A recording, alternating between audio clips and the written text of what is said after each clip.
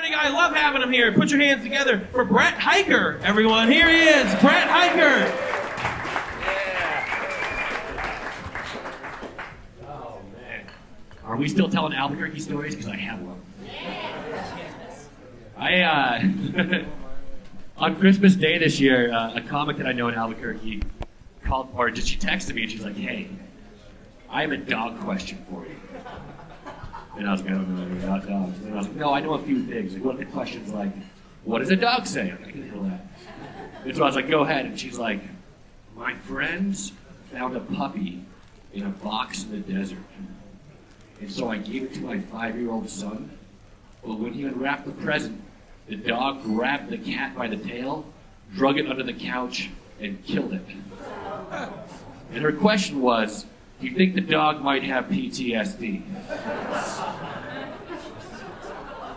And I didn't have the heart to tell her that I've never met anyone from Albuquerque that wasn't somewhere in the PTSD spectrum. But you wouldn't believe how many people that I meet in Albuquerque that have that same origin story. Just like, so what's your story, man? I was like, well, they found me in a box in the desert, and now I kill cats. Albuquerque. Here's a weird thing. I grew up in a tiny mountain town here in Colorado, and now I live in New York City. But here's the thing. When I left for my first semester of college, and then came back to my tiny town to see everyone who hadn't left yet, which was everyone, like a new fad had taken a hold of my town, and that fad was breaking beer bottles over your head for the entertainment of a party. And all of a sudden, it was just insanely popular. And before I go any further, everyone I'm about to mention this story is now a father. So keep that in mind.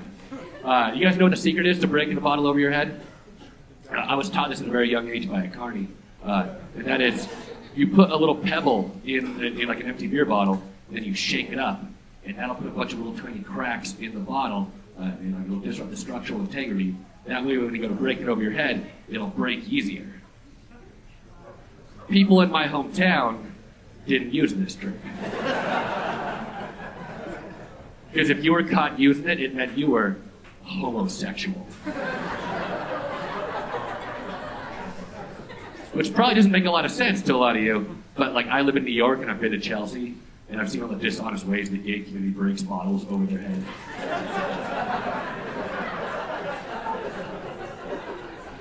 Like you'll see a guy do it, and you're like, that's amazing! And then his wig falls off, and there's like a steel plate underneath, and you're like, come on! And anyone here that's ever been in the same room where this happens, you know that the sound the bottle makes when it breaks over someone's head is one of the most disturbing sounds you will ever hear. And I say one of, because a far more disturbing sound is the sound the bottle makes when it does not break over someone's head. Like, I've seen a guy, like, gather a crowd 3 times this size and be like, hey, everybody, I'm gonna do it! And everyone makes a big circle, and then it just sounds like he's beating himself to death with a high-pitched baseball bat. Just ping! Ping! Ping, ping, ping! And now, until it finally breaks, of course. Now, the reason I tell the story is there's a... One day, a friend of mine took a $50 bet that he could break a 40 over his head. Yeah. He is a father, people. He's a father now. But he explained to me his logic before he did it. His logic was that he was the best in town at breaking bottles over his head. And that like all bottles have like a weak spot, which is kind of like that flat side. And because a 40 is bigger and has more surface area, it has a bigger weak spot and will be easier to break. Now before you judge him, let's all take a moment to recognize the term surface area is very advanced for a man who breaks bottles over his head. Do you guys know what the secret is to breaking a 40 over your head? Yeah, I don't either. And I watched a man try for about 3 minutes. Then get mad and throw it against the wall, and it still didn't break.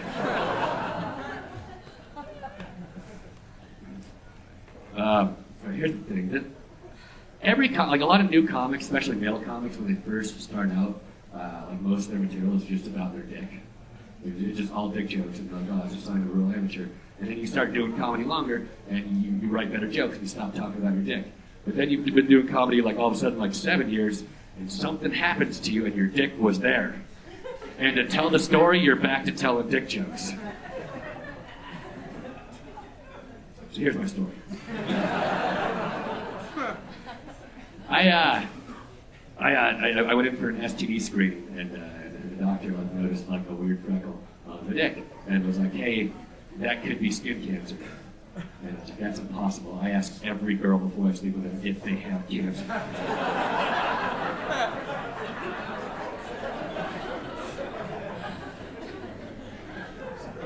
And the doctor was like, "Does it get a lot of sun?" And I was like, "This is December.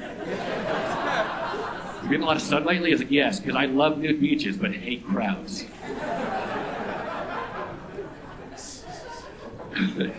And so she's like, "Do you want me to check? You want me to check it for skin cancer?" And I was like, "Yeah, I'm not driving." And she turns to her nurse and goes, "Get the stuff ready for a biopsy." And I was like, "What?" And she goes, "Biopsy, we're just going to cut a piece of it off." And I was like, I don't want to sound angry here, but when I left my house this morning, I did under the impression that I'd be coming back with all of it. And she's like, "Well, we have to do this. We have to like send it off to get a check for cancer." And I was like, "Where do you send it to? Can I just go there?"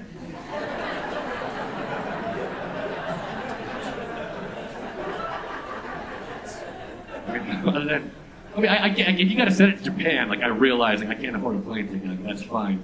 But if it's like the 5th floor and you're just doing this because the elevator's broke, I will take the stairs. I'll go find your cancer expert. And then to calm me down, she's like, "Well, don't worry, we'll numb it first." And I was like, "How?" And she's like, "Well, with a shot." And I'm like, "Well, now a syringe is involved."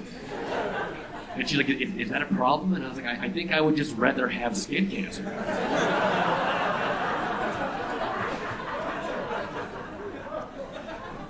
And then to calm me down, she says this phrase. She goes, "Well, don't think of it like a big surgery. Just think of it like you're going to the dentist, but he's working on your penis."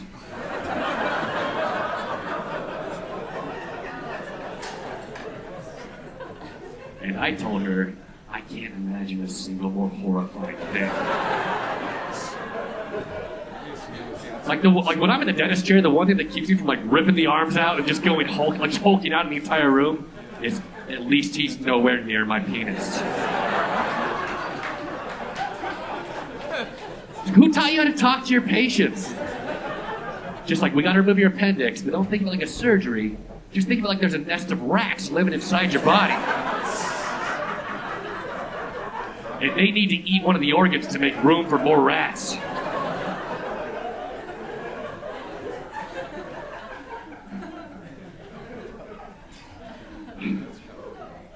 Look at this story. This last summer, a bunch of friends and I were like, it'd be really fun if we all dropped acid like we used to do and go to a concert. And we were right. It was so much fun.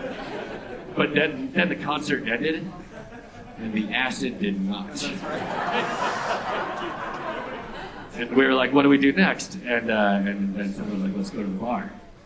And so we all went to the bar, and which we thought we could handle ourselves. Here's the thing: if anyone here has never been on LSD, I can explain it to you. It's a lot like not being on LSD, but very different. And so we go to this bar, and somehow I just really hit it off with this girl, and she said in a really strong signal she wants me to go home with her, and I don't want to because I'm on acid, and so is my penis, and it just doesn't care. You guys know that, right? Like, yeah, it doesn't care. But all my friends were like, "Dude, you gotta go home with her. You never get laid. She's super cute." And so I did, and I went home with her. And that night they told like my extended circle of friends. So the next morning I got all these phone calls. People were like, so what was it like? Was it weird? And I didn't lie to them, and I told them, yes, it was. They'd ask stuff like, how was it weird? Was it weird that you could like see the music and hear the colors? And I was like, no, that's what someone who's never done acid would ask. It was weird, like in the middle of thrusting, I would just stop and say stuff like, what's your favorite bug?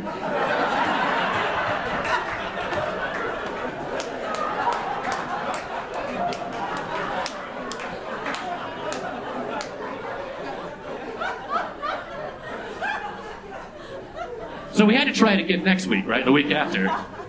And we all dropped acid. And we went to another bar in the same neighborhood. And once again, right away, I just struck up a conversation with a girl. And this doesn't happen to me normally. Like, did you guys watch Family Matters growing up? Yeah, so like LSD is like my cool juice. I just turned to Stefan Raquel all of a sudden. Because I meet another girl and we're really hitting it off. And at one point she said something. I don't recall what it was, but I thought it was funny. And I was like, it's funny, high five. And when I did, she like grabbed onto my hand and then just held onto it and goes, wow, you have giant hands. I don't know why you say it. It's like a flirting thing. It's like, oh, you have large hands. And maybe you have a large penis. I don't, but still, I was very flattered. I used to be large, but there's a dick out of it now.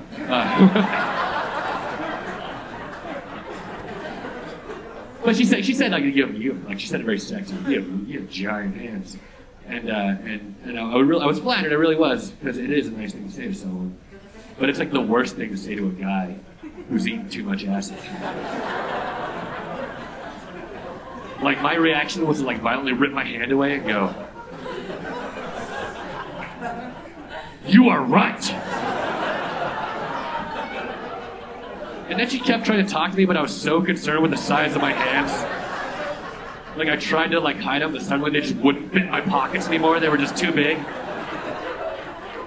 And at this point, I'm just panicking, just knocking over drinks and candles left and right, screaming, "Don't look at me! Don't look at me!" Which I found out is the best way to get everyone to look at you. And then at the end of the night, after all that, she still tried to give me her number.